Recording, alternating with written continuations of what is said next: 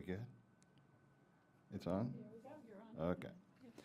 All right, welcome to the Town of Cumberland Planning Board meeting for Tuesday, November 15th, 2022. I'll call the meeting to order and roll call. We have everybody here. First item of business is approval of minutes from the October 18th, 2022 meeting. Do I hear a motion? So moved. Thank you, Peter. Thank you, Paul. Is there any discussion, further amendments or anything? Okay, seeing none. All in favor? All opposed and abstentions? There's two of us abstaining. Okay, moving on. Staff site plan approvals, there were none. Minor change approvals, there were none. Carla, I had seen a major staff review for LGC Clinical. Is that on this agenda or the next one? Next one, we're still waiting for comments. Okay, very good. Moving on to F, hearings and presentations. Item number 1, public hearing for Cumberland Foreside Village subdivision amendment for a 350-foot extension of Skyway View Drive and to split an existing lot, tax assessor map R01, lot 11-7, into 2 lots. Applicant owner, Peter Kennedy, Heritage Village Development Group, LLC. Representative Travis Letelier from Acorn Engineering. So before we get to Travis, anything, Carla, to add?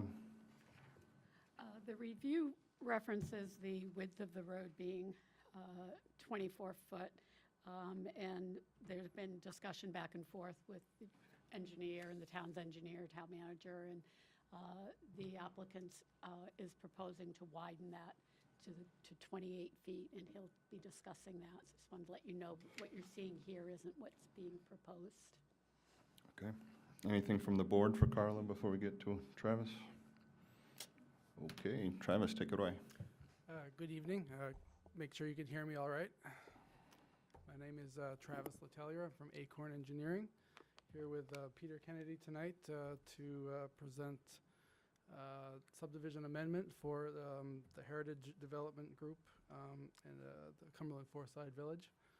Essentially, this plan is, the purpose of the plan is to subdivide lot 107, which would be this area here, into lot 107 and then lot 107A, which is roughly a 4.5 acre lot. To create frontage for that lot, we will also be extending Skyview Drive 350 feet into the property. We will, as part of the extension,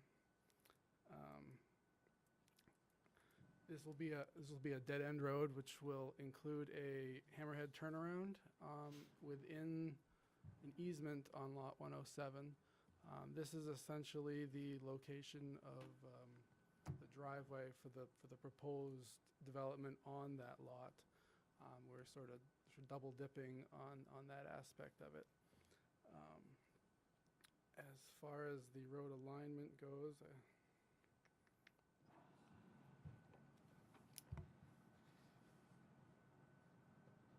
it's essentially a 6% road extension that will include underground utilities, water, sewer, gas, and electric. Like Carla was explaining, we initially proposed a 24-foot wide extension here, which was the minimum requirement within the contract zone that this development is a part of. But after further discussion with the town engineer and Bill Shane, we feel comfortable extending that to a 28-foot wide road, which would include basically a extended shoulder for a bike lane in both directions. So this will also be a curbed road with a closed drainage system, include an esplanade and a sidewalk on one side of the road. And this would be the proposed travel width with the 12-foot lanes being extended to 14-foot lanes. One thing I would like to clarify about the memo is with the DEP permit. So this particular project actually doesn't require an amendment to the DEP, the existing DEP permit. The alignment of this extension is the same alignment that was originally proposed as part of the first go-around on this development. So all of the road surfaces, stormwater, all the development associated with this road has already been accounted for in that initial permit. So through discussion with the DEP, this project won't require an amendment, but the development on the lot that we're creating will require a DEP amendment.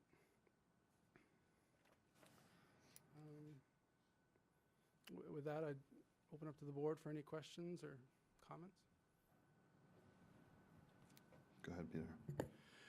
So the town, the engineer raised several questions in their memo. Is there anything in that you're going to have any difficulty complying with? Nope. I've gone through the comments. There's a few clarifications we need to make, and it won't result in any changes other than the width that I talked about. Thank you. Just to follow up on that, so the size of the proposed storm drains to 15 inches and all of that? Yep. All those numbers you've corrected? We will. We haven't corrected on these Okay, plans all here, right, but thank you. as part of the final plans, they will be corrected, yes. Thanks. My assumption in regards to financial capacity is, as the applicant to both of the public hearing, or both of the subjects of the public hearings today, that you really are looking at this as one project. So I'm assuming that the 19 million, I think, project cost and the financial capacity of the subdivision review is going to include the funds and going to be the source of the funds for this portion. They will be developed separately, so the Okay. part of the second project, the 19 million, I don't believe will include the funds for the road project itself, so. Okay. They will be separate projects, but I know there's a comment about financial capacity, and we will work on that prior to the, I believe, construction is what was recommended. Okay. Other questions? Go ahead, Ann. Yeah. So is there any specific proposed use for this second piece at this time? For the remaining land in 107, Yes. there's no proposed Okay. project there, no. Others? Go ahead, Bridget. I just had a question on the contract zone requirements in terms of acreage and developed land on the acreage. And if we split that parcel, is it enough undeveloped land on that parcel? Because, so the OCS zoning, I know, has the contract zone on top of it, but the OCS zoning requires that only 25% of the land is developed.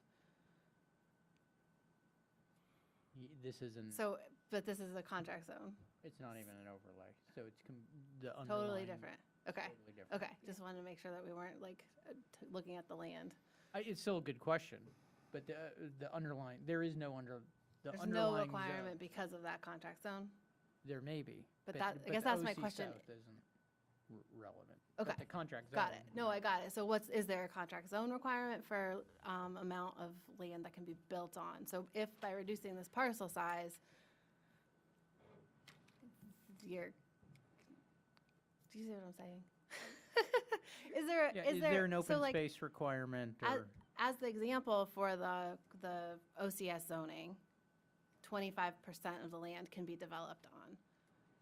Because it's a contract zoning, I understand that it's not, that doesn't carry the same requirement, but is there a similar requirement in this contract zone? That there has to be 75% undeveloped land on the parcel. Right. I don't believe there is that provision in the contract zone agreement. I don't have it right with me. I Bill couldn't, Shane yeah, I is couldn't find it. usually a Okay. steel vault of information of this type. No, so it's a great question, say- but this contract zone basically waived that density requirement Okay. under the underlying zone and allowed for a number of units to be developed, and they're going to be well within that with, I think, 50 or so, or maybe more left over for Okay. future Yeah, I development. just couldn't find it, so I knew I wanted to ask. Good, great, it's a very good question. Okay. Yeah, no, it's not in there. Other questions from the board? Travis, I assume maybe it would be in the next phase of things, but if we steal that hammerhead for the actual entrance, would we typically need another hammerhead for turnaround? So the entrance of the proposed development will be designed such that it meets the requirements of the hammerhead, so it's easily, it can be used as a turnaround. As long as nobody parks there, it will, it can serve both as the hammerhead and also the entrance to the development, so. All right. Other questions? Okay. Seeing none, this is a public hearing, and at this time, I will open the public hearing for comment. If you'd like to speak on the matter, please step up, introduce yourself. Go for it.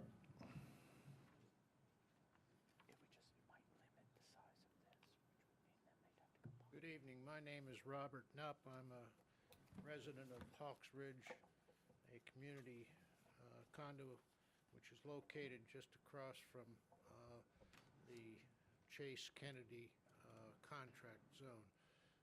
I think we probably should have a small celebration in that we're getting down to the last parcels of this contract zone.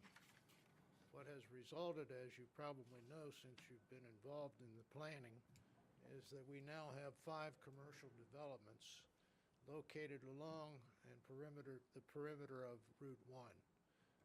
I spoke to this the other day when you had a hearing on the veterinarian center. My concern, and this is just another example, it kind of reminds me of the old story about if you throw a rock in the river and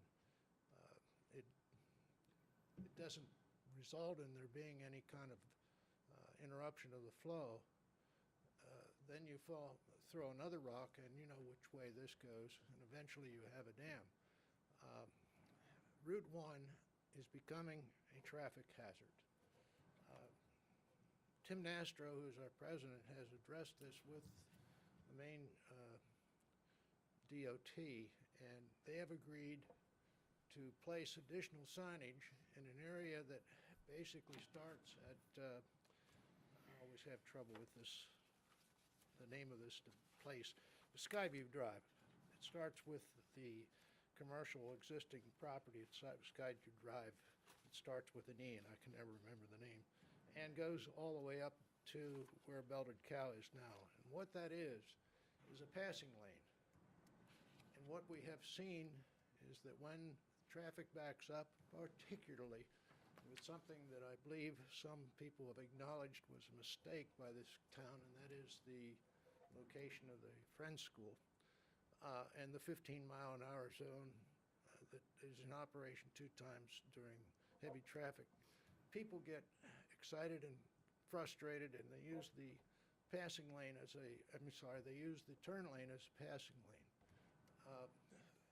I don't want to try to paint dreadful pictures, but I can tell you that this creates a very big problem if people at our development are pulling out into Route 1 and suddenly are faced with somebody that's speeding along a turn lane, which is not a passing lane.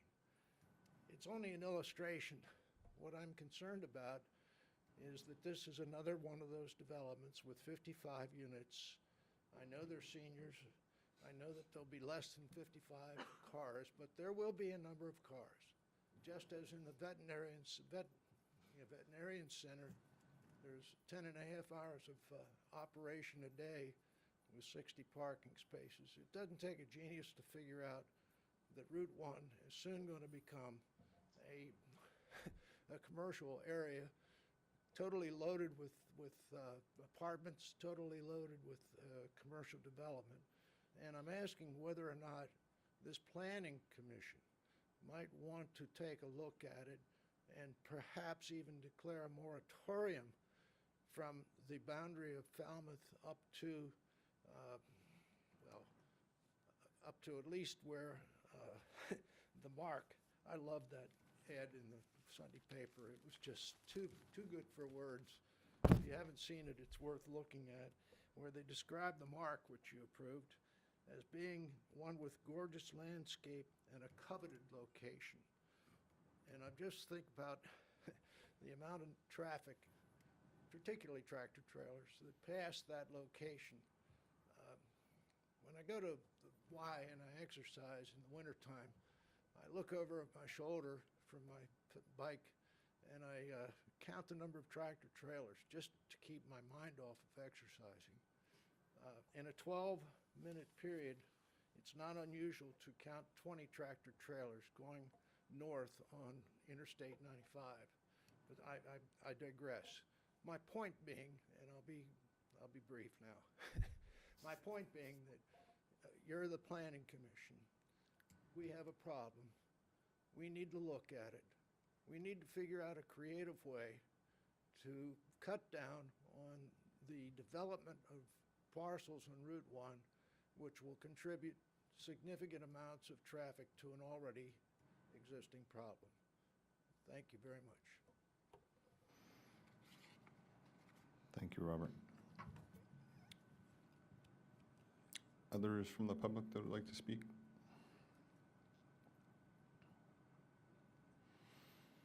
Okay, seeing none, I'll bring it back to the board here. Bill, do you want to weigh in on this at all? On this project, this extension, this amendment? Any concerns? Okay. Okay, further questions from the board? Okay. Jason, the gentleman that we just heard, thank you for your comments. I think this is a good opportunity for the planning board to reiterate that we are a judicial board and not a governing board, and any moratorium on development would come from the governing board, which is the town council. So sometimes some of the comments that we hear here are actually better served at that level for the overarching concerns that people have with development in the community. So I just wanted to share that. I appreciate all of your comments, and they are well heard and well taken by all of us here. Thank you. Okay. Anything else from the board? Okay. So there was no additional waivers, right? Right. Okay. Is there a road waiver? Sorry. And there are some changes to the finding of fact, though, right? Well, I mean, I think I was just gonna raise that. I'll make a motion, well, why don't we, I'll make a motion, then we can discuss it. I will make a motion that we waive the reading of the findings of fact. I would second that. So now, as discussion, there are a couple comments in here, but one of them has gone, no, was the road one of them? I see. Financial capacity, which we're gonna have to deal with as a proposed condition of approval. Stormwater, I don't think is, and probably is gonna get struck as a condition of approval based on the applicant's earlier comment that they don't need a revised SLOTA. So, I think, really I'm not sure the findings of fact really are materially changing from. Peter?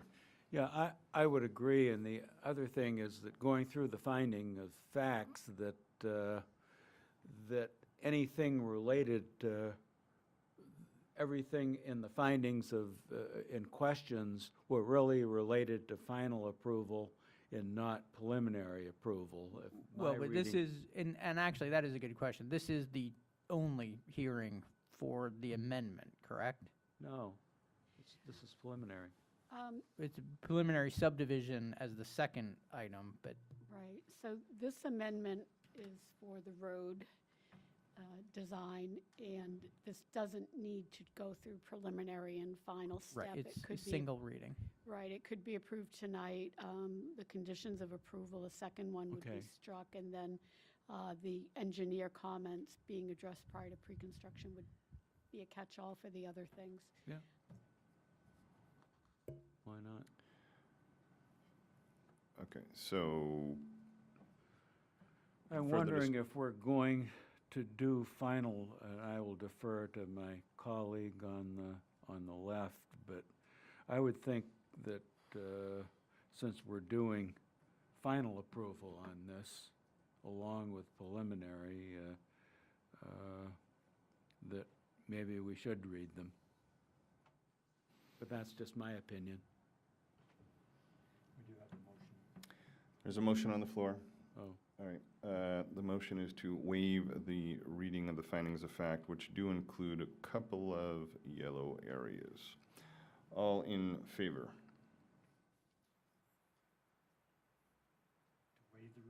To waive the reading. All opposed? Josh wanted to hear me read anyway. Okay. So, John, I before threw it you- out there. So before you start, Jason. Yep. Jason.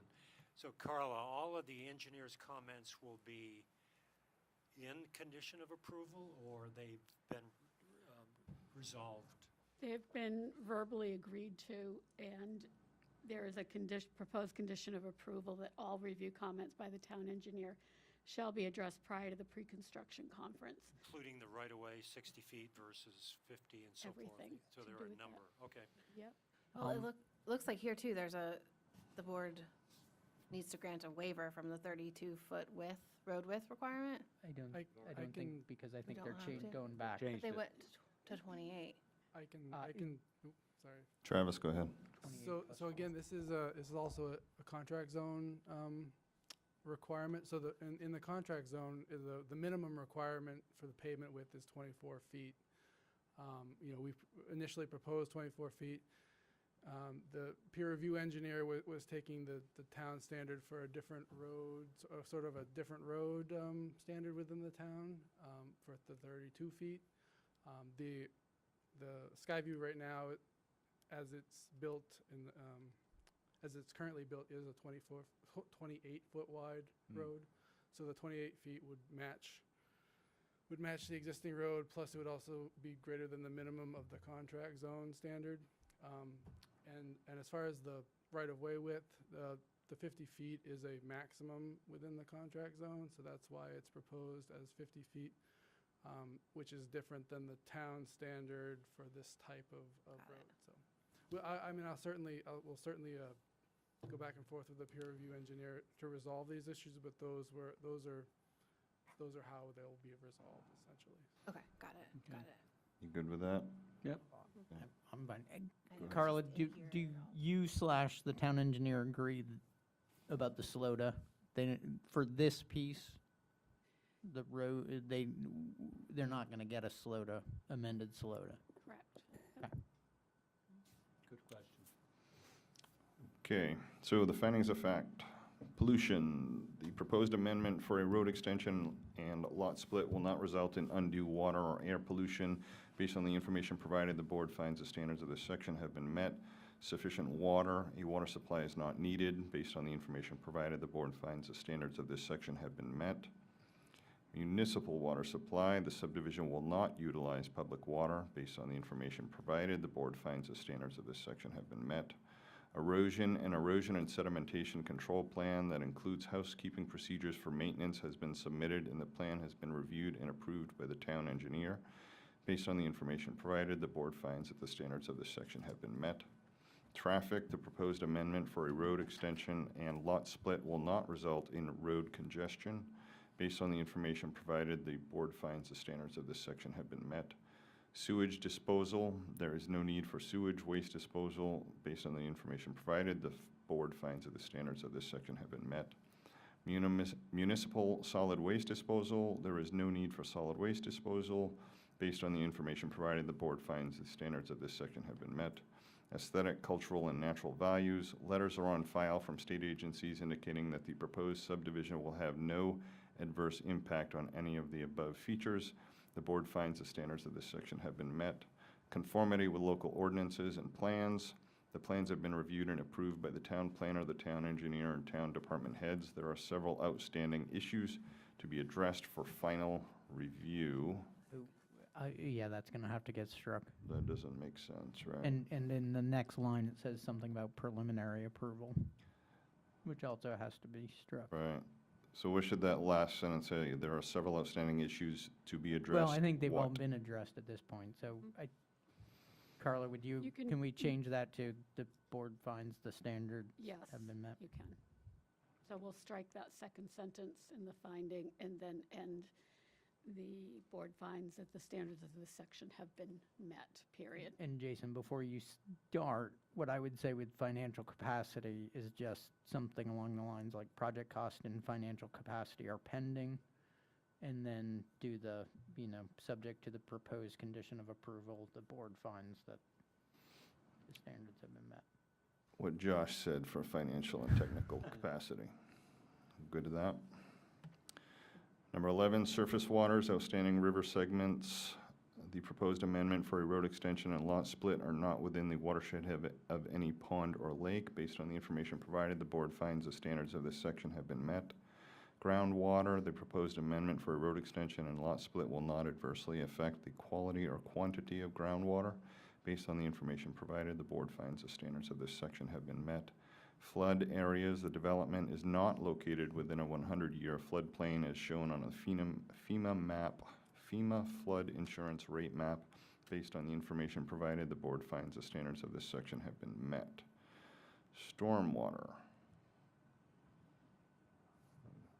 A stormwater management report dated October 2022 was included in the application. The 350-foot extension of road will consist of 10,500 square feet of paved surface. The existing grassed under-drained soil filter, GUSF, and detention pond have been constructed to take stormwater flows generated by the proposed road extension.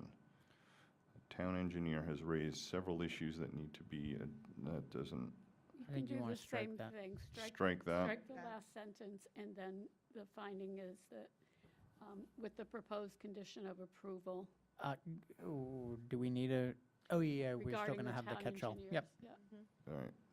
With the proposed condition of approval, the board finds the standards of this section have been met. Good? All right. Freshwater wetlands, there are no wetlands on the site. Based on the information provided, the board finds the standards of this section have been met. River, stream, or brook, there are no streams on the site. Based on the information provided, the board finds the standards of this section have been met. That's it for findings of fact. I will make a motion that we adopt the findings of fact as amended. Thank you, Josh. Second. Thank you, Peter. Further discussion? All in favor? All opposed? Unanimous? Motion carries. Okay. So Carla, I'm giving you permission to argue with me even if you aren't feeling good, but I think we can strike 2, Yes. but replace it with something along the lines of project cost and evidence of financial capacity shall be submitted to the town planner prior to the pre-construction conference. That sounds good. So there'll still be 8. There would still be 8. So I will make a motion that we approve the Cumberland Foreside Village subdivision amendment for a 350-foot extension of Skyview Drive and to split an existing lot, tax assessor map R01, lot 11-7 into 2 lots, subject to the expiration of approval, the standard condition of approval, and the 8 proposed conditions of approval. Second. Thank you, Josh. Thank you, Peter. Further discussion? Okay, all in favor? Unanimous, motion carries. Thank you. Okay, moving on to item F2, a public hearing for preliminary major subdivision review for White Rock Terrace, a 4-story, 55-unit senior affordable apartment building with a 13,500 square foot building footprint to be located off Skyview Drive on a 4.5 acre portion of the lot shown on tax assessor map R01 lot 11-7 in the Cumberland Forside Village subdivision. Applicant Kristen Martin, the Zanton Company, owner Peter Kennedy, Heritage Village Development Group, LLC, Representative Travis Letelier, Acorn Engineering. Before we get to Travis, Carla, do you want to add anything? I do not. Okay, questions of Carla from the board? Okay, seeing none. Go for it. Members of the board, thank you very much for having us this evening. I'm Nathan Zanton, president of the Zanton Company. We're the company behind this proposal. We're based in Portland. We're a small but very active real estate development company. We specialize in developing high-quality, professionally managed, affordable rental housing. And with me tonight is Kristen Martin, our project manager for this project at the Zanton Company. Also Amy Cullen, one of my business partners, who's the vice president of our company and also president of our management company, our in-house management company, and Amy is a Cumberland resident. Ryan Senator, our architect from RSA in Portland, and Travis Letelier, who you know. Thank you. I'm going to turn it over to Kristen. Hi, good evening. We're just going to go through a brief summary of what we submitted to you. So we're proposing to build one apartment building that will include 55 apartments. 47 of those would be 1-bedrooms and 8 of those would be 2-bedrooms. All of the apartments would be age restricted for households whose head are aged 55 and over. And all of the units would be income restricted for households earning at or below 60% of the greater Portland area, area median income. So what that means for a single person household is their income would be around $46,900 or below. For a 2-person household, the limit would be about $53,000 or below. And for that, the rents are expected for the 1-bedrooms to be just over $1,000 and for the 2-bedrooms to be around $1,300. We have our own management company in-house that Nathan mentioned, Saco Falls Management. They manage all of our buildings that we've developed, and they would manage this property. There would be offices on site that they would have availability to, and they would be on site managing that throughout the week. The amenities we're proposing on the project, there would be Wi-Fi that's included in the rent, fitness center in the building, parking, it's an elevator in the building. Multiple resident community spaces, both inside and out. We would have a community room. There's a rooftop deck that's proposed. There's an outdoor patio and some garden spaces in the backyard. And then we have the weekly on-site management that I mentioned, as well as a coin-op laundry in the building for residents. So I'm going to turn it over to the architect and let him go over the design a little bit with you. Good evening, Ryan Senator with RSA, the project architect. Here's a rendering of the building design. We've designed it in accordance with the Route 1 design standards, incorporating kind of a New England vernacular architecture.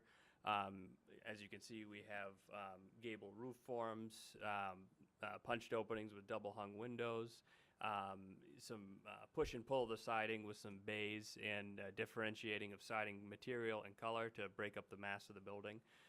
Some nice entry areas with columns and canopies and some signage. We do have the enclosed rooftop deck. I'll show you some plans in a second. Do we have the plans in here? Yeah. As you can see here, which is kind of built into the roof, kind of a shed dormer on that. One design revision we made based on board feedback last time was to kind of break up this L of the building, and we carried the secondary siding material, the darker kind of shingle material, to kind of break that massing up. So we thought that did a nice job to accomplish what I think you were talking about. Here's another elevation kind of showing the L coming out at us, and then the nice projecting bays and gable roof forms breaking up that mass. And here's a rendering from the neighborhood above, which was requested a few meetings ago, but you kind of see how it sets on the land and fits in with the trees beyond, and how it would relate. And I think that's it for the architectural presentation. So thank you. So we'll have Travis from Acorn Engineering come up and just give you an overview of the site plan.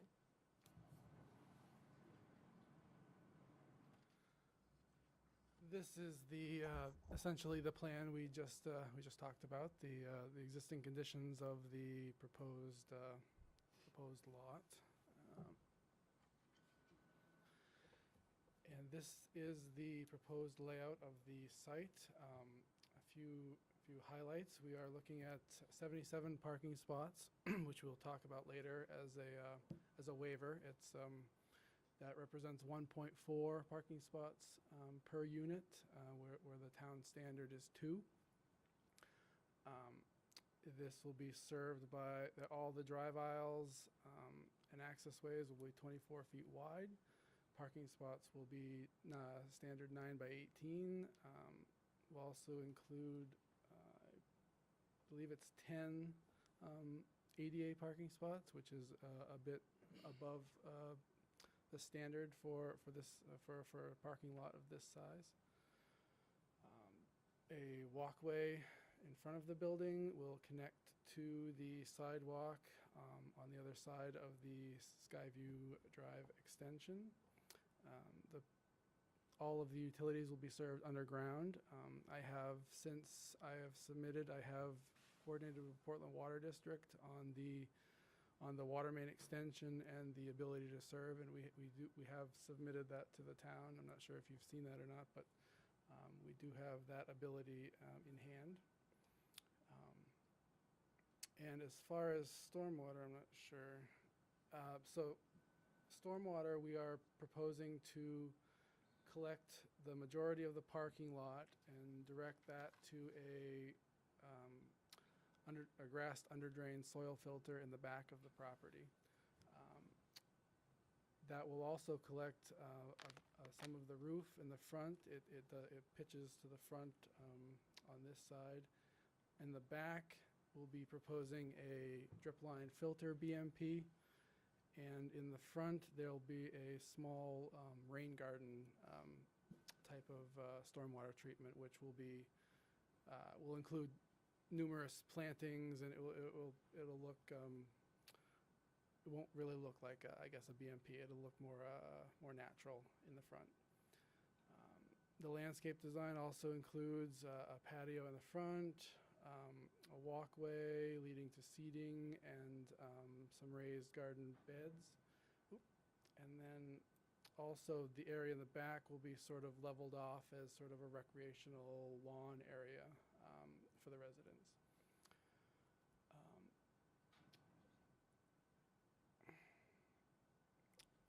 As far as the waiver request, I believe I think there's only one that's sort of controversial. It's the parking waiver. With previous projects that Xanten has developed, we've provided backup, I guess, on the usage of the parking lots and the existing conditions of those developments. I don't know. So on this slide, it's the same information we presented when we spoke in front of you before, but we had a parking study done for a previous project, and we took inventory of the residents at our existing properties who are 55 plus and how many of them have vehicles, and that information is here.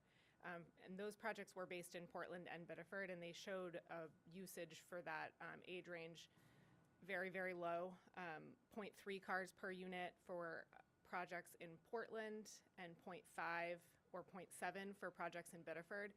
We do recognize that Cumberland doesn't have the same access to public transportation that Biddeford and Portland does, so there definitely will be a higher need for parking in this location, but we do believe that the 1.4 spaces that we're proposing will be sufficient.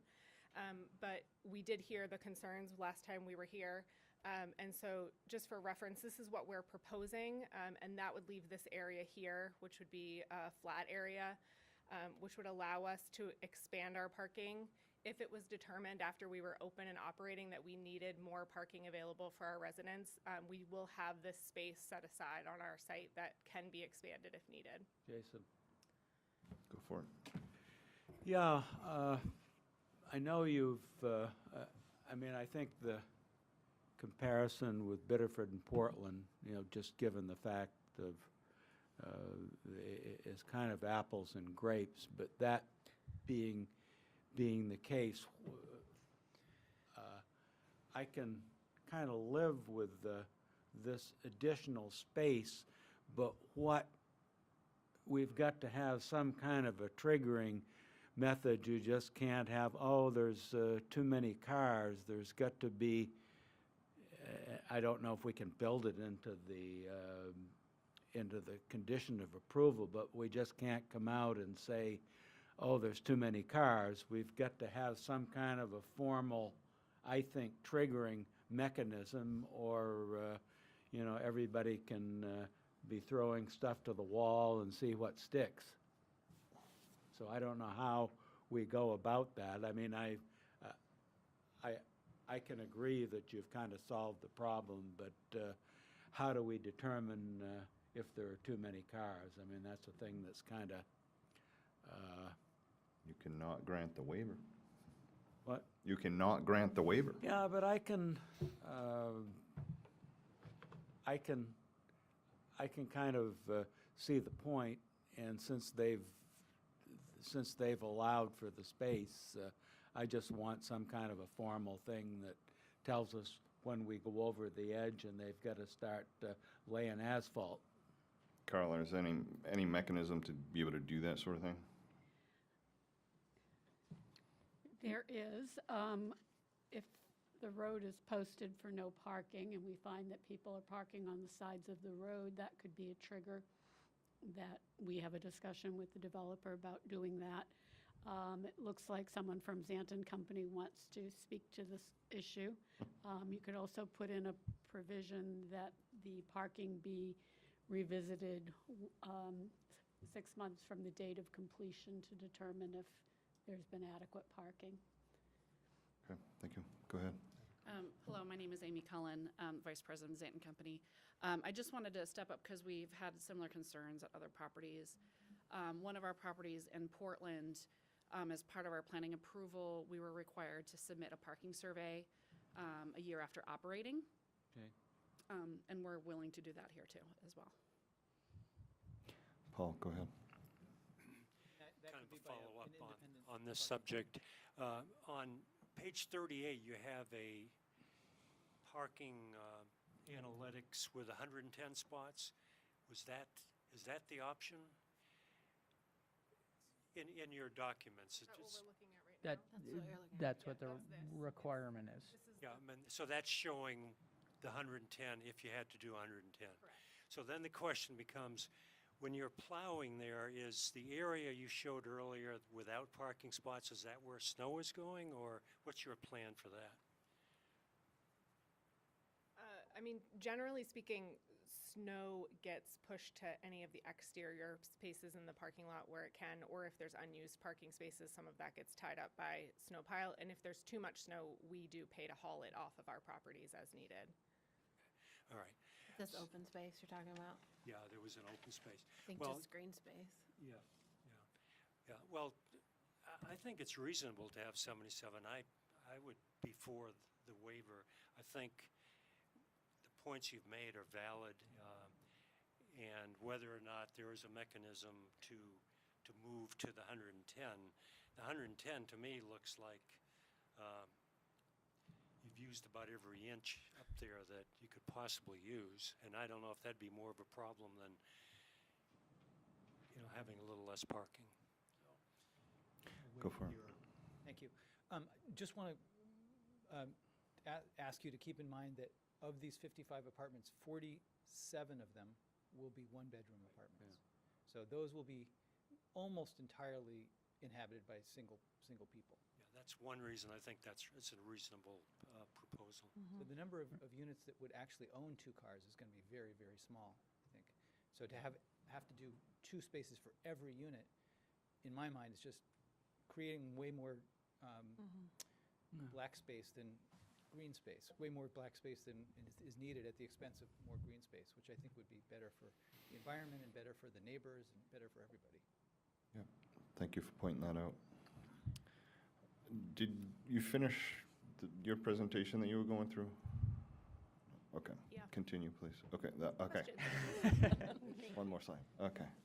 Peter, I mean, I think if they do a parking study a year after operations, so that it's probably going to be full at that point. I'm sure, and if it isn't, maybe this becomes irrelevant. I'm fine. And I also think, the fail-safe is Bill going up there if people are parking, and they're not gonna want to have unhappy residents who keep getting their car towed because they have to park on the road. Okay. So I'm comfortable with it. Yeah, I can buy that. My second question, one of the neighbors, when we did the sketch plan review, was talking about the fact that this thing was going to be on the top of the hill, and he was going to see it. And I see you've got trees that are around there. I mean, I'm not sure how much you can buffer. I mean, the thing is on top of the hill. As I say, other than burying the thing 100 feet below the surface, it's going to be up there. But I guess as long as you are at least buffering, not putting little 1-foot trees when you originally plant the thing, but kind of higher things. So, and obviously it's going to help with the sun shining in the morning and all that. So I guess I think the neighbors are going to be interested in how you're going to buffer that. Yeah, we did submit a landscaping plan. I don't have that here to put up on the screen. And I also did send that landscaping plan directly to that neighbor who had reached out good. at the meeting, just to see if they had any comments or suggestions. But it does, this whole area, this is a rain garden and this is our patio, but this space in between, we're proposing some sugar maples in that area, some lilac trees, and then some lower plantings as well, but those are the major large ones. From email correspondence, he seemed satisfied with that, with what was being suggested. Excellent. Thank so- you. Yep. Just one other thing, Jason. Oh. Similar to the last project, I have to ask peer review issues, culvert size, the transformer pad, van accessible, all of those, have they been addressed? Or you plan to do that? With the final submission, we will have all of those addressed as part of the So final everything submission. here, you have no? Yeah, I have no objections to Okay, the all right, the thank you. questions. And in this And I do case, have the we are landscape doing plan it. if you'd like to see it. And in this case, we are doing, this is just preliminary. Yeah. We'll have a final, and we're not doing preliminary and final. Other questions from the board for the applicant? Okay. This is a public hearing as well, so I will open it up to the public. If you'd like to speak on the matter, please come up, introduce yourself.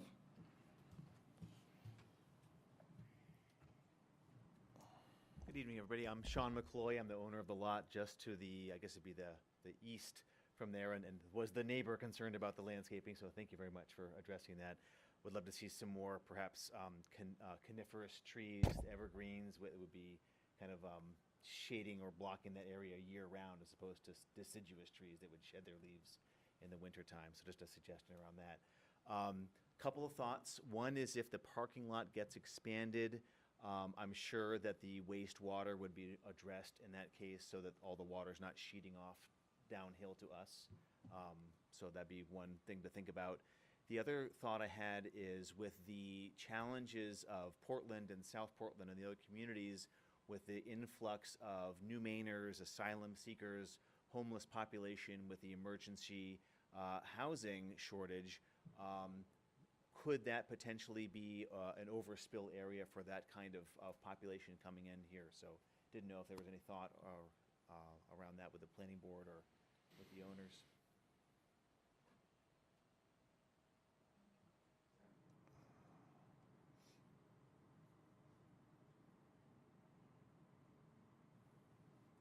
So again, my name is Amy Cullen from the Zanton Company and Saco Falls Management. This project will be funded by the Low Income Housing Tax Credit Program through Maine Housing. And the program is intended to be permanent housing. There's usually, on all of our other projects, we have 100+ people on the wait list. So although we would love to help kind of emergency influx of people, usually we cannot because we have to go by order of wait list.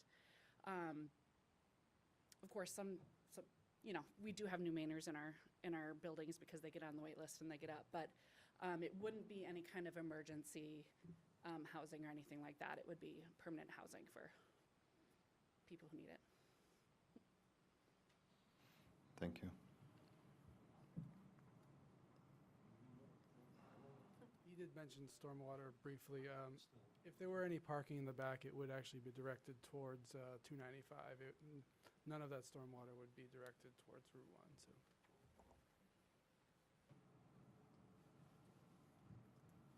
Hello, you can hear me. I'm Kim Young, and I live in Cumberland Forside Village. And I am one of the end houses up on the higher elevation on Clipper Street, so I have a really good view.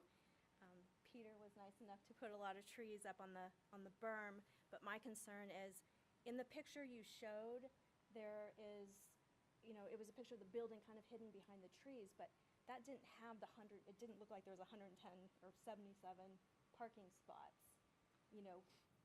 coming out into the, I don't want to look at a parking lot, basically, is I my just want to have the picture while you thing. look. So this is the picture. Yeah. It does have the parking depicted on it there. When you're standing at the end of your road looking out, our building is really all the way back to where the trees are. Yeah.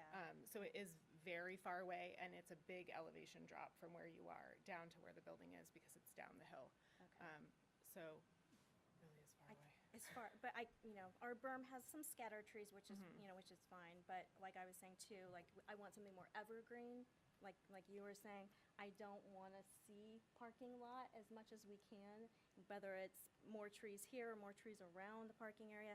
Was there a reason why the parking area was on the resident side, I guess, versus maybe more towards the businesses like Exactitude and all of that, the positioning of the building? Yeah, we did originally have it kind of designed the other way around, but with how height is measured in the town, we had to find the flattest spot possible to put the building, and so we had to flip it the other way around because it gets flatter as you go down further. But we certainly can look into plantings. There is a whole lot in between us that will I know, and it's potentially be inevitable. developed. I'm Yeah, sure. who I knows know. what will go I know. there. I'm Picture gonna was have actually that. taken in our backyard. Oh, was it? Yeah, so. So that's your view? Yeah, that's my backyard, so that's the little. I said the picture was actually taken in my backyard, right next to that tree. So, it's sad. And I'm right there. And she's right there, so it's very sad. I think the parking, I know it's inevitable, they're, building, I know it's inevitable that there's gonna be building, and there's Lot 8 that still needs to be developed, and I'm sure at some point something's gonna go there too, which is also a concern, what kind of property is gonna go in there, and how many more cars and parking lots and influx of traffic. But as much as, I know this needs to go, it needs to be developed, I understand that, but I think the greenery is important for me. And again, evergreen type trees as much as possible, just as a buffer. So I sit really high, there's no way you're gonna be able to block my view entirely from my second floor, but as much as I can at least sit on my first level at my dining room and not see a parking lot would be appreciative, I think. Yeah, thank you. Others like to speak?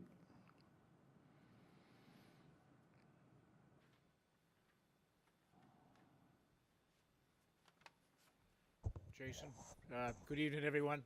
Bob Vale, Cumberland Town Council. Just a quick question. When you say senior housing, what was that age? 55, 60? 55.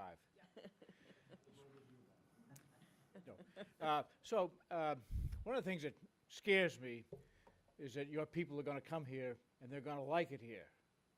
And they're not going to want to leave. And one of the things that we've formed a housing task force to specifically look at affordable housing for a multiplicity of people that are of needs, elderly, young, asylum seekers, the whole gamut. But one of the challenges that I see with my time in this community is that the senior housing has its own set of problems that I see is that where are they going to go?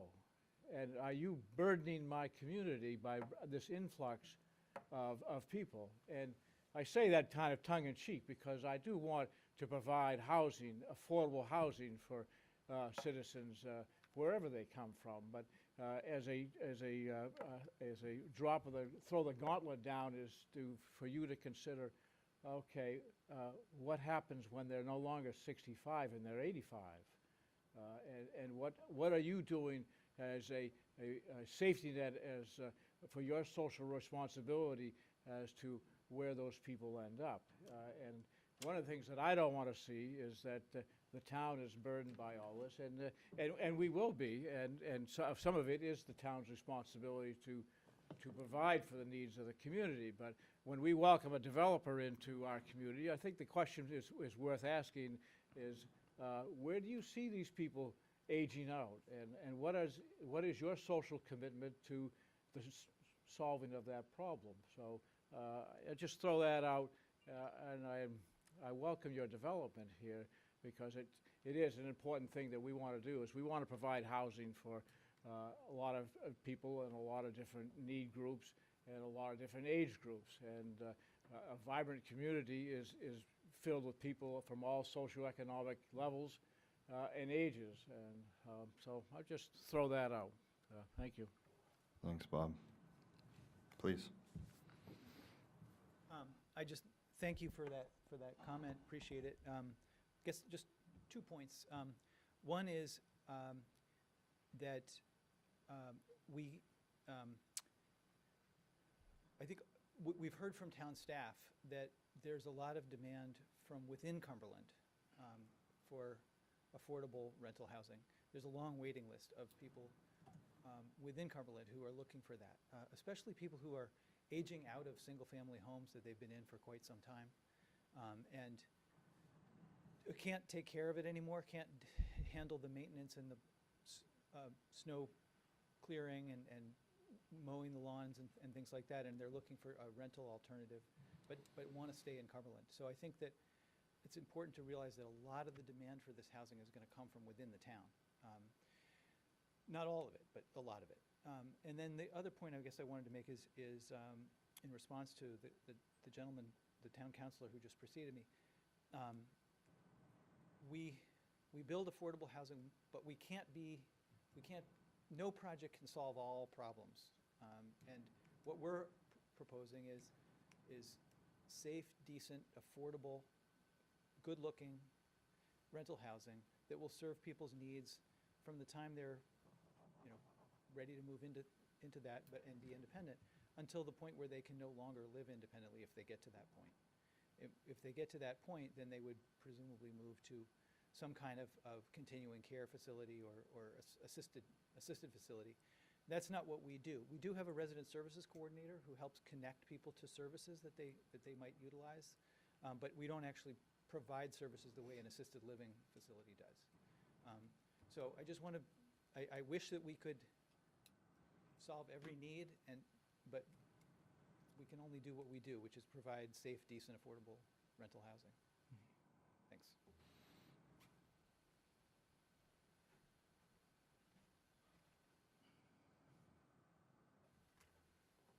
Mr. Chairman, Bill Shane, Town Manager. I often have to come up and not counter our town councilor, but the sad thing in our state is since the 90s, no assisted living facilities have been built that can be paid with Maine Care dollars. And that is a crisis in our state. Nathan Zanton can't solve that by himself. We have tried, Bob. You and I and the whole council sat and listened to every agency here, and they all go to the same place. You know, there's just no dollars to build affordable assisted care facilities that are backed up with Maine Care and state money. So everyone in the state is scrambling for those limited beds right now, and it is a crisis. What I do want to share is there's a crisis here in Cumberland as well. I mean, we have had for 20 years now 150 seniors on our wait list for Hawthorne Court. And it's a great facility. People love it. Our rents are identical to what they are proposing in this beautiful brand-new facility. They have amenities that we don't have at Hawthorne Court. They have a roof that I want to get up and see if I can see the Portland Harbor. So I am so excited about this project and so excited that we were able to work with Mr. Kennedy and Nathan Zanton to get these folks here. And they've already met with our staff. They haven't even been halfway through this a quarter of the way project. We've had 3 meetings already. And I will share, they've already talked to our aging in place coordinator. They're already trying to coordinate programming. And the place is probably a couple years from even being built. So I'm excited about the energy they brought. I'm excited about the price points they're basically sharing with us tonight. And I'm excited that they've also talked about the way we market these projects. You know, we can have that Cumberland Day at the facility that people can come through. Exactly what we did with Drown Road. We basically, 2 weeks before it went public, we sent postcards out to our 150 wait list. And we had, you know, droves of people come through the facility and sign up that very day. So, and these folks are willing to do the same thing with us. So I think the future is bright for helping folks. When I was 45, I thought 55 was really old. Now that I'm 63, 55 is really young. So I'm excited that you're doing this, Nathan. Thank you for coming here. I'm excited about the opportunity, about the quality construction, about the things that they're considering, you know, heat pumps, AC in these facilities, things that we haven't seen before. You know, we don't even have that at Hawthorne Court. Our poor maintenance guy, John, is over there putting in window units still. So we're excited to have you here. I'm excited as the town manager to welcome you to our community. I know you've got another big step ahead of you with the DEP and with the planning board, but you know what you're bringing here is quality living for, I believe, residents that will be occupied by many of our own Cumberland residents that are waiting for something that is something special like they're presenting here. So thank you. I agree with you, Bob. I think there is more work to be done.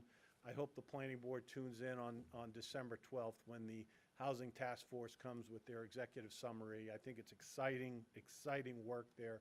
And they're going to be endorsing this project heavily because of the timing of this. They really want to see, you know, the Foreside, the center, and the west see these type of developments, not just for seniors, but also for families and affordable housing for all. And it's a new world. I think we'll see more to come, and I think you will be hopefully busy in the future. But from many of us in the community, thank you very much. Thank you, Bill. Bob, did you want your rebuttal time?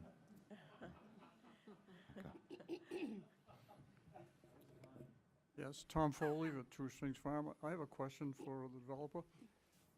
Have you looked at, in order to relieve Bob's concerns, have you looked at having van service to connect with present or existing future public transportation routes that would allow people to not have as many cars or not drive as frequently and take some of the pressure off Route 1?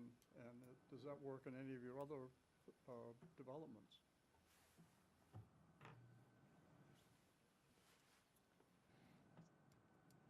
And I invite any of my colleagues who want to join me in answering that. At our current developments, we don't have any van service. We would certainly not rule out having something like that here, particularly if it turns out that some number of the residents are at the point in their lives where they no longer drive and where they could use that kind of service. We would also very much be interested in connecting our residents who no longer drive and don't own a car with the Volunteer Drivers Program. I can't remember the acronym. Pardon? Yeah, right. Where volunteers actually show up and drive people to doctor's appointments or the grocery store to help people who have mobility challenges like that. So we would certainly use our resident services coordinator to help connect people to those kinds of services. But we would not rule out a van. We'd have to figure out how to finance it. Maybe we could partner with a nonprofit in the community or in the general Greater Portland community.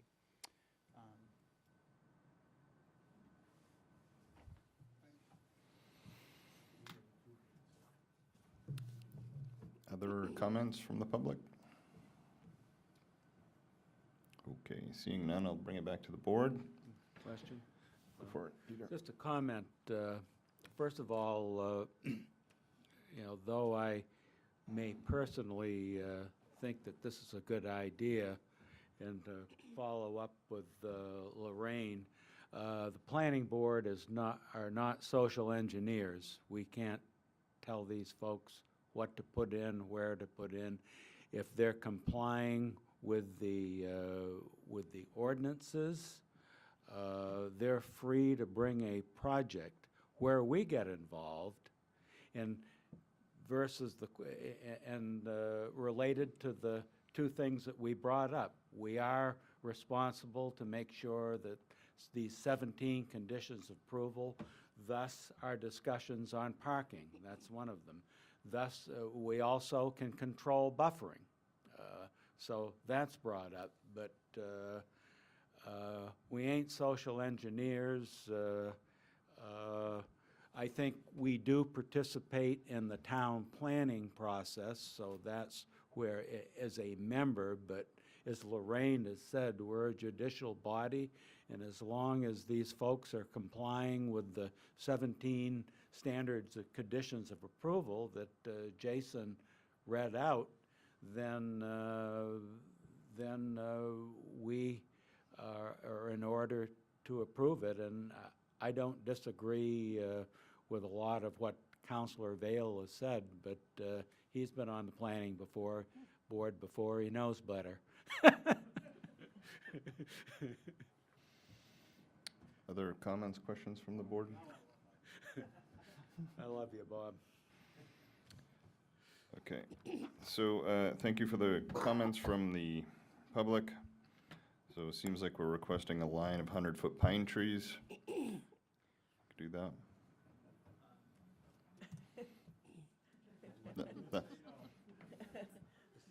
More No. pine trees. That's a joke. Your neighbors would like to see. Yep. Yep. Yep. Yep. Okay. Palm trees, too. Do I remember in the earlier discussion that there was the ability to prioritize Cumberland residents in getting those spots? So we can't prioritize anyone. We have requirements through Maine Housing that we have to process applications in the order that they're received, but we can affirmatively market to Cumberland residents in places where they exist, like contacting the wait list for the existing housing, libraries, any community boards. We can affirmatively market in those places, in addition to the other ways that we market to other residents. Okay, thank you. Kudos on the design, the way it's broken up now. It's an improvement over the last iteration. It really helps. If I were to add one thing that we've seen on other projects, like a faux stone at the bottom, also breaks it up, makes it look very nice. But and I would, on the general comment about seniors coming into the community, I don't have the same concerns about net impact of seniors as I do those darn kids. So I think this is a good project. Other comments from the board, questions, concerns? Okay, so moving on to waivers. So I would make a motion that due to the unique characteristics of the property and the project, that we waive the requirement for a hydrogeologic study. Second? Thank you, Josh. Thank you, Peter. Comments, questions, concerns? Okay, all in favor? Unanimous, motion carries. I would make a motion that due to the unique characteristics of the property and the project, we waive the requirement for a high-intensity soil survey. Second? Thank you, Josh. Thank you, Peter. Questions, concerns, discussion? Okay, all in favor? Unanimous, motion carries. And I would make a motion that due to the unique characteristics of the property and the project, that we amend the requirement for 2 parking spaces per unit to 1.4 spaces per unit. Oh, wait, we skipped the trees? Second. There, and then we can go back into the trees. Oh, I didn't, sorry. Okay, do we want some verbiage in there, like a trigger, like? I think we can just, I don't think, We can put it in the standard. right, I don't conditions think you of want to approval. put it in the waiver. Okay. Yeah, I Right. agree. All right, thank you, Josh. Thank you, Bridget. Further discussion? Okay, all in favor? So- Unanimous? In Carla's, there's only 3. Oh, okay, I'm looking Do we up. need a waiver for the 3. 10 trees, 10 inches in Yeah. diameter? I will make a motion that due to the unique characteristics of the property and the project, we waive the requirement to note on the plans trees greater than 10 inches in diameter. Second. Thank you, Josh. Thank you, Bridget. Discussion? All in favor? Unanimous, motion carries. Okay, so this is preliminary. Do we have to do the findings of fact? I wouldn't. I would move that we waive the findings of fact. Waive the reading? Given its reading of the findings of fact, given the fact that this is preliminary approval and we've gotten assurances that they're not having major difficulties with the engineer's comments, and we've been able to come to a resolution of the parking issue. I think we're getting there on the buffering issue, and so, yeah, let the Okay. public go home early. Thank you for the motion. Peter, do I hear a second? I'll second. Thank you, Bridget. Carla, you okay with that? Okay. All right, further discussion? All right, all in favor? Unanimous, motion carries. Thank you. Carla, not that I think we need to do any now, but, I mean, we're going to have all the standard proposed conditions of approval. We're probably going to put something in there for the parking study a year after opening operations.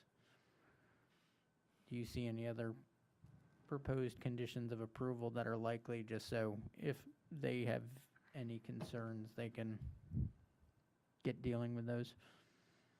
I can't think of anything else. Travis, did you have something? We likely won't have the DEP approval, amended approval before. Yeah, those are sort of all the standard. Yeah. Okay. Then I will make a motion. Do we only, Carla, do we just have a standard condition of approval For preliminary for approval? subdivision review? There's no usually, there's no limitation of approval or anything? You're just granting I know, preliminary I know, approval. but No. I think it's still subject to the, so I will make a motion that we approve preliminary approval, preliminary major subdivision approval for White Rock Terrace, to be located off Skyview Drive on a 4.5 acre of the lot shown on assessor map R01 lot 11-7 in the Cumberland Forside Village subdivision, subject to the standard condition of approval. Thank you, Josh. Second. Thank you, Paul. Further discussion, concerns, questions? Okay, all in favor? Unanimous, motion carries. Thank you. Okay, moving on. Any administrative matters, new business that the board wants to talk about? Yes, I have one thing. Go for it, Paul.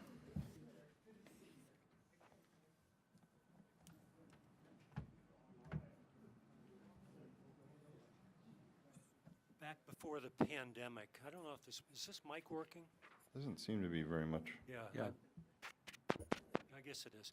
Before the pandemic, we talked briefly about electric school buses, and I know this is probably at the state level, but we did talk about it on the planning board in one of our neighborhood meetings. And this last week, Ogunquit Wells got $4.3 million. They're going to replace all buses except one. 13 other schools got money for electric buses. I think Ogunquit alone got 4.3 million. I think. So my question is, are we or the council or in any way involved with trying to get somebody to write grants?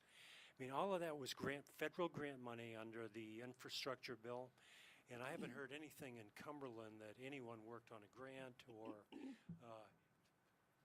I don't think it'd be at the school board level. It's probably at the state level, but can the council impact that in any way?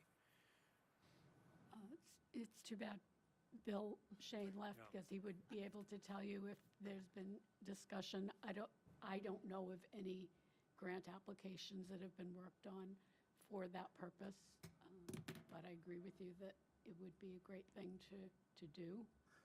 Okay, so and obviously, Jason heard the comment, and maybe you've discussed it at the school board, and I know it's not a planning board thing, but it was part of the new maintenance building, remember, and everybody complaining about breathing diesel fumes for hours, and of course, kids breathe them daily if they're on the bus. I'm aware of, because of my other job, there is a program, I don't know if it's exactly the one you're speaking about, but Mike Williams is involved in these things, and he sent along an electric bus thing, and I forwarded it on to Scott Poulin. I'm not sure where that's at, but we are looking into it, and I believe there might be 2 or 3 electric buses on the plan for future. Pass on what you have, and I will make sure that it gets to Everything Scott. was in the Portland paper, and you can look up on the Portland Press Herald. I can't tell you all the schools, but there are 13 schools, and there's a lot of money involved. Yeah. Given the price of buses, and I was just surprised that usually we're maybe on the leading edge of some of these things, and it seems like we're not in this one. Well, if it's sort of money coming from above, then Well, it's from the infrastructure bill. yeah, it changes the calculation, but I can tell you the electric school buses are many times more expensive than a regular bus. Believe me, I've read. And then, we don't have to get into the details, but, I myself am skeptical if that's the right thing to do. Hybrid I'm a fan of, but a full electric bus and the cost of the batteries from a carbon standpoint. If you read any medical literature, you'll see that the effect on kids from developing allergies to a whole number, because my field was pathology, so I'm maybe more sensitive to this, but they're very unhealthy buses. And there are other buses, whether hydrogen or other, but it's just something that I think that would be worth pursuing. So, thank you. Okay. Others, new business, administrative matters? Yeah, Jason? Josh, go ahead. Christina, when you send out the packet the next time when they come back for final approval, whether that's next meeting or, can you send us a copy of the contract zone? Since we can't get it anywhere else. Thank you. Peter, do you have something? No. Okay. It's going to move that we adjourn. Hold on. Anything else administrative? Okay, I have one thing. Reluctantly, I'll step off from this board at the end of 2022, just only because it takes one thing off from my plate, and I'm struggling with bandwidth a little bit. So at the end of December, I'll see through the December meeting and sign those papers, and then in January, you can choose a new chair. So, FYI. Okay. Thank you for your Thank you. Go for it. And so now, item H. Do I hear a motion? I move to adjourn. Thank you, Peter. I second. Thank you, Paul. Discussion, all in favor? Okay, unanimous, motion carries. Thank you. So you're choosing the school board over the planning board, yeah. I don't think it's quite that easy, because if you have to choose one stress-wise, You choose.